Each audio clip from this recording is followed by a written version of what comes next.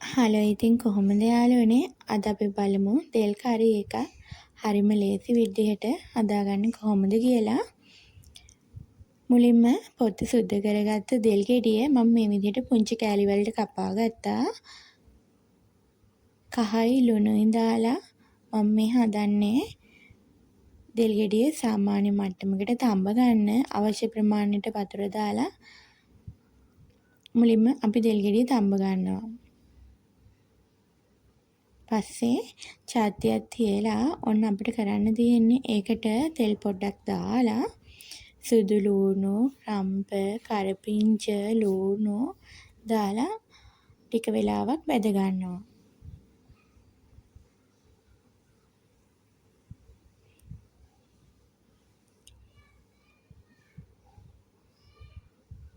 හොඳ සුවඳට එද්දී අපි මේකට ලුණු, ගම්මිරිස්, කහ කුඩු, ලුණු කුඩු මම මේකට තව අබ කුඩුත් එකතු කරනවා.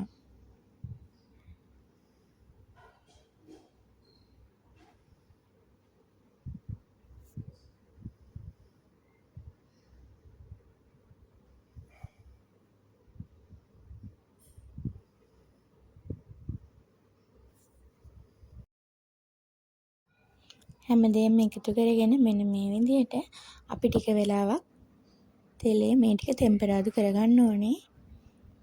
ඊට පස්සේ අපිට තියෙන්නේ අපි තම්බ ගත්ත දෙල් ටික මේකට එකතු කරන්න.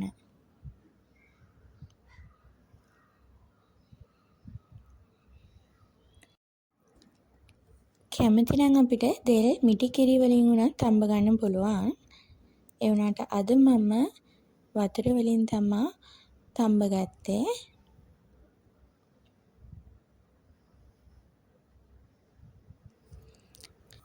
ඊට පස්සේ යාළුවනේ මෙන්න මේ විදිහට තම්බගත්ත තෙල් ටික ටෙම්පරාදු කරගෙන තෙලේ මිටි කිරි ටිකක් මෙන්න මේ විදිහට එකතු කරගන්න ඕනේ. ටික වේලාවක් ලිපේ මේ විදිහට පිස ගන්න ඕනේ.